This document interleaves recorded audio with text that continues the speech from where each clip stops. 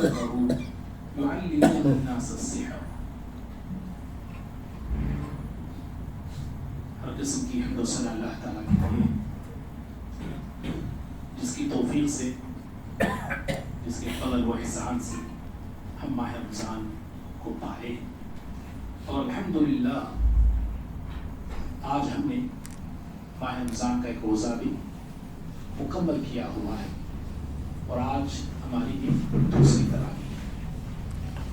اللہ تعالیٰ سے دعا ہے اللہ تعالیٰ ہمارے صیام اور قیام کو قبول کرے، اور اللہ تعالیٰ باقی رمضان میں صحت و عافیت کے ساتھ اللہ تعالیٰ زندگی عطا کرے، اور ایسے ہی اللہ تعالیٰ کی عبادت اور بندگی میں مجھے اور آپ کو زندگی کے آخری سانس تک اللہ تعالیٰ قائم اور دائم رکھے. آمین. معزز بھائیوں، کل کے درس میں، کل کے درس سے بات کا آغاز میں کرتا ہوں. کل ہم نے سنا تھا اللہ تعالیٰ نے صراط مستقیم، سیدھا راستہ، ہدایت کا راستہ طلب کرنے کے لیے، مانگنے کے لیے ایک دعا سکھایا ہے سورۃ الفاتحہ میں. اہدنا الصراط المستقیم، اے اللہ ہمیں صراط مستقیم دکھا دے اور اس پہ ہمیں چلا دے. صراط مستقیم یا یوں کہیں ہدایت ہمیں کہاں ملتی ہے؟ ایک سوال پیدا ہو سکتا ہے، اللہ ہمیں ہدایت کا راستہ دکھا دے، سچائی کا راستہ دکھا دے، ہم دعا کر دیں. سوال یہاں بھی یہ پیدا ہوتا ہے، یہ ہدایت کا راستہ کہاں ملے گا؟ ہے نا سوال، یہ سچائی کا راستہ کہاں ملے گا؟ سورۃ البقرہ کے شروع میں اس کا جواب دیا گیا.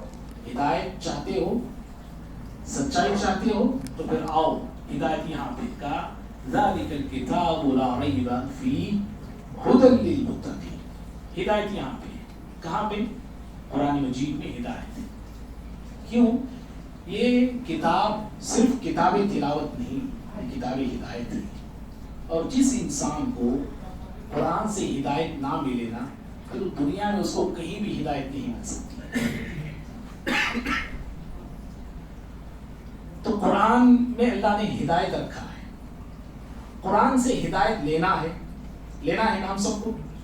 قرآن سے ہدایت لینا ہے، قرآن میں ہدایت کو تلاش کرنا ہے، تو اس کے لیے 5 کنڈیشنز ہیں، 5 صفات میرے اندر، آپ کے اندر ہونا چاہیے. ہم ہدایت چاہتے ہیں نا، قرآن سے ہدایت چاہتے ہیں تو یہ 5 صفات ہونا چاہیے. 5 صفات میں سے ایک صفت بھی اگر میرے آپ کے اندر سے مفقود ہوگی، ختم ہوگی، تو میں اور آپ قرآن سے ہدایت نہیں پا سکتے. 5 صفات کا ہونا ضروری ہے.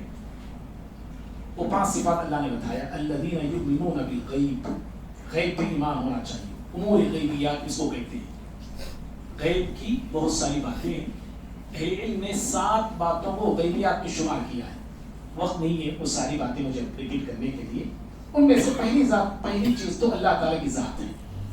باری تعالیٰ کی ذات غیب سے ہے. اللہ تعالیٰ پہ ایمان ہونا چاہیے، اللہ تعالیٰ پہ ایمان رکھنا چاہیے. تو پہلی چیز ہے یہ، ہدایت طلب کرنے کے لیے غیب پہ ایمان ہونا چاہیے.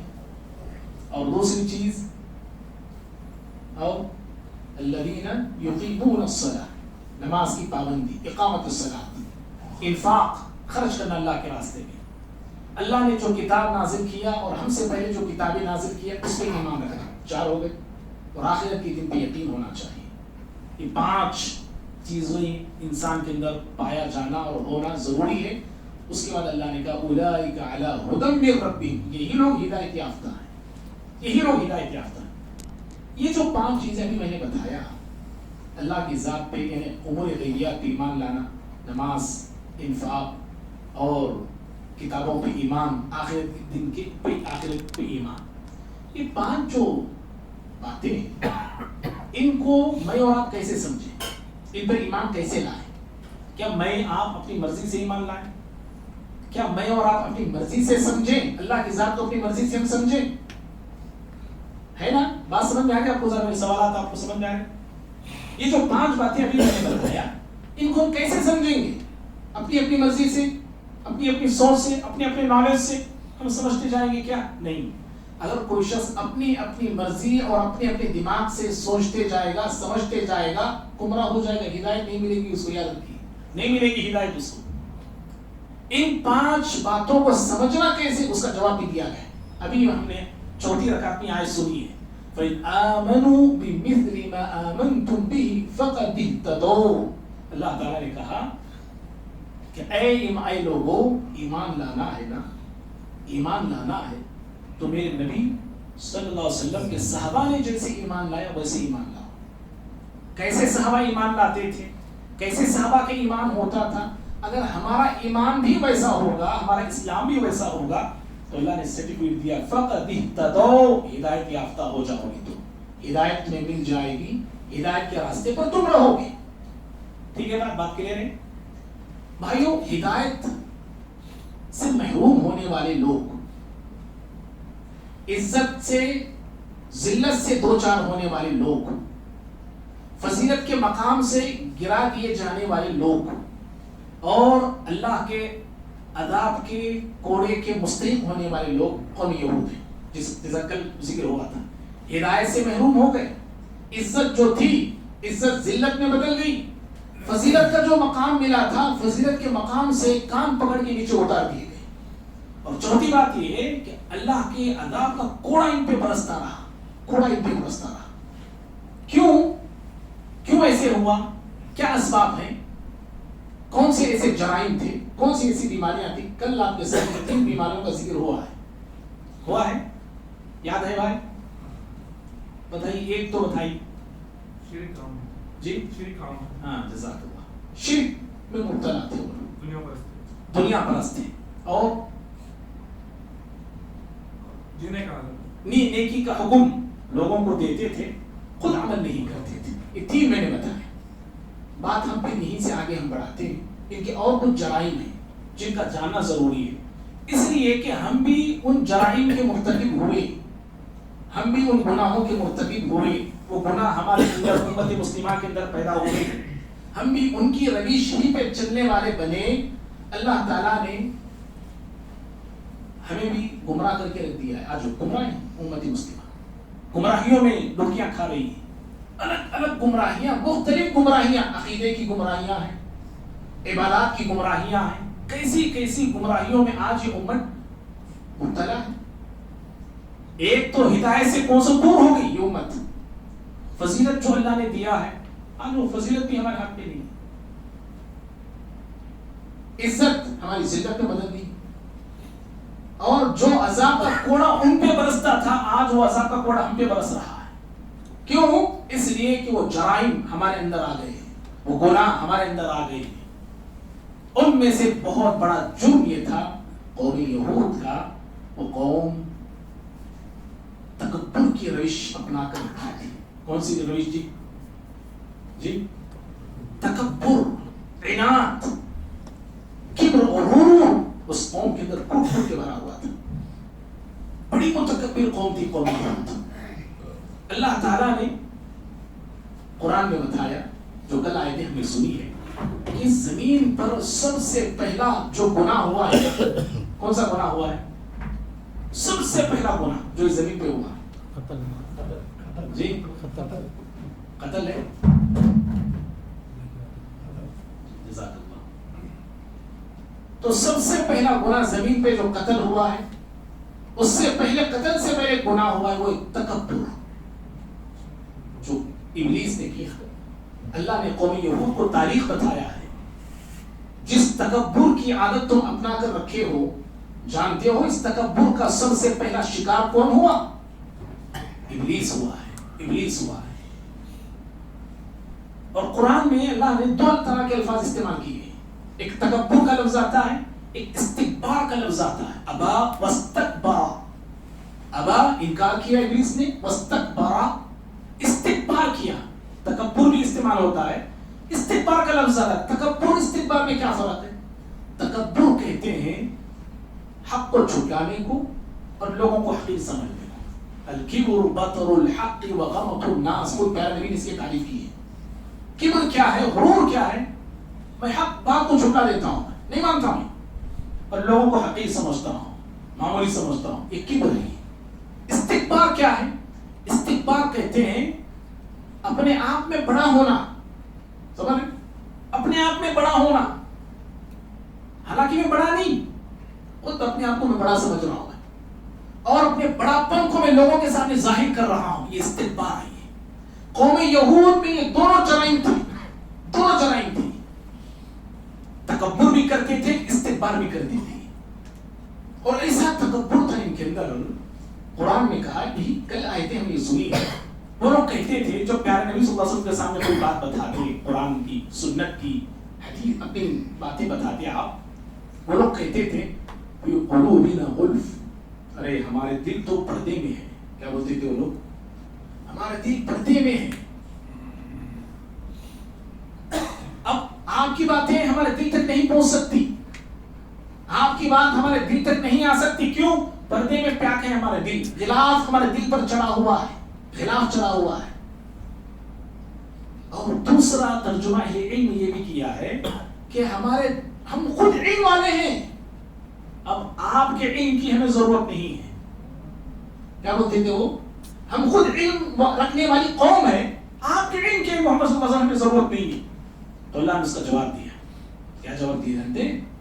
اللہ نے کہا وَفِي قُلُوبِهِمْ غُلْ بَلْ لَعْنَهُمُ اللَّهُ بِكُفْرِهِمْ. اللہ نے کہا حق کو نہ ماننا، حق کو نہ مان کر جو تم فخر کر رہے ہو، یہ فخر کی علامت نہیں، یہ فخر کی بات نہیں، بلکہ یہ لعنت ہے تمہارے اوپر. حق کو تم انکار کر رہے ہو اور اس پر فخر کر رہے ہو.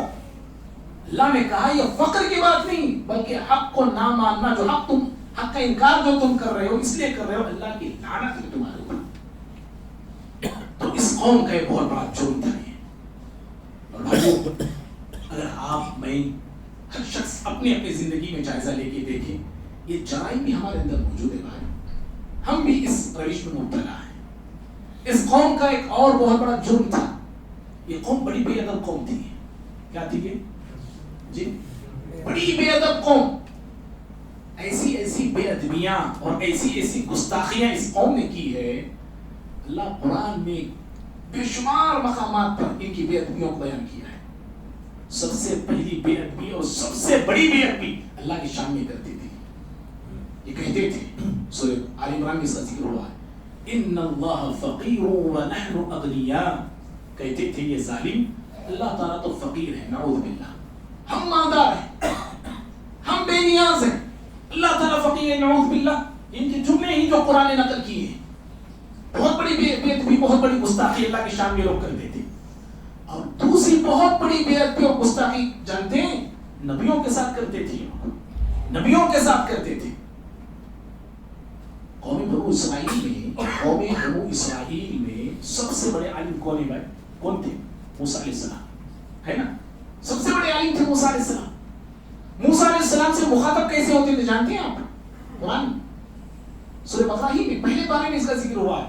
موسیٰ علیہ السلام سے مخاطب کیسے ہوتے تھے، کلام کیسے کرتے تھے؟ کہتے تھے وہ وَإِذْ قُلْتُمْ يَا مُوسَىٰ. وقت کے بہت بڑے نبی، اولو العزم پیغمبر 5 ہیں. کتنے ہیں؟ رسول انبیاء جو آئے نا دنیا میں 1 لاکھ سے زیادہ آئے. کتنے ہیں؟ 1 لاکھ سے 24,000، کوئی بولتے 40,000 تک آئے. لیکن 1,24,000 یا 40,000 نبیوں میں رسول صرف 300 رسول آئے ہیں. نبی میں رسول میں فرق ہے، وقت نہیں بولنے کے. رسول 300 آئے ہیں. 300 رسولوں میں اولو العزم، ہمت والے، شجاعت والے، بہادری والے، استقامت والے، ڈٹ کر رہنے والے انبیاء 5 ہیں. کتنے ہیں؟ فاصبر کما صبر اولو العزم من الرسل. اللہ نے اپنے نبی سے کہا سورہ شورى میں، پیارے نبی صلی اللہ علیہ وسلم سے، اے پیغمبر ایسے ڈٹ چاہیے، ایسے صبر کیجئے جیسے اولو العزم نبیوں نے صبر کیا. اولو العزم نبیوں میں سے ایک اولو العزم نبی موسیٰ علیہ السلام. جی اولو العزم نبی ہی یہ، اولو العزم رسول ہی یہ. ایسے اولو العزم نبی سے جن کا ٹائٹل کیا ہے بھائی؟ ٹائٹل کیا دیا قرآن نے؟ جی جزاک اللہ، کلیم اللہ ہے. اللہ تعالیٰ ان سے کلام کرتا تھا. اس نبی سے مخاطب کیسے ہوتے تھے جانتے ہیں؟ اللہ نے کہا وَإِذْ قُلْتُمْ يَا مُوسَىٰ. وہ لوگ کہتے تھے، کیا کہتے؟ اے موسیٰ. کتنی بڑی گستاخی دیکھو، کتنی بڑی بے ادبی دیکھو. یہ کیا بولتے تھے؟ اے موسیٰ. نہ آگے کچھ لگاتے تھے نہ پیچھے کچھ لگاتے تھے علیہ الصلوۃ والسلام. ہاں اتنی بڑی بے ادب قوم. یہ سورہ ادب ہے، یاد رکھنا. اور بھائیوں یہ بے ادبی ہمارے اندر نہیں آنا چاہیے، سمجھ رہے؟ ہمارے اندر یہ بے ادبی نہیں ہونی چاہیے. ہم سے کیسی بے ادبی ہو جاتی ہے بھائی؟ ہم سے بے ادبی آج بھی ایسی ہو سکتی ہے، اللہ نہ کرے. انبیاء کے جو وارث کون ہیں اس وقت؟ جی علماء ہیں. علماء کی تکریم ہونا چاہیے، یاد رکھو جی، معمولی بات نہیں ہے. العلماء ورثۃ الانبیاء کہا ہے نبی صلی اللہ علیہ وسلم. علماء انبیاء کے وارث ہوتے ہیں.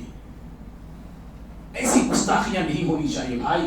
یہ جرم ہے یہ قوم یہود کا. بڑی بے ادب قوم تھی، اور بے ادبی ان کی ایک تو میں نے بتایا اللہ کی شان میں بے ادبی، دوسری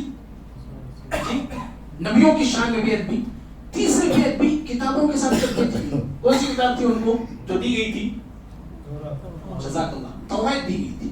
توریت کے ساتھ بے ادبی. ان کے علماء 3 بے ادبیاں کرتے تھے، ان کی عوام 1 بے ادبی کرتی تھی. ان کے علماء کتنی بے ادبیاں کرتے تھے؟ جی 3. اور ان کے عوام 1 بے ادبی. کیا کرتے تھے ان کے علماء؟ ایک بہت بڑی بے ادبی اللہ کی کتاب کے ساتھ تحریف لفظی بولتے ہیں اس کو. الفاظ جو توریت کے تھے، الفاظ کچھ بدل لاتے تھے لوگ.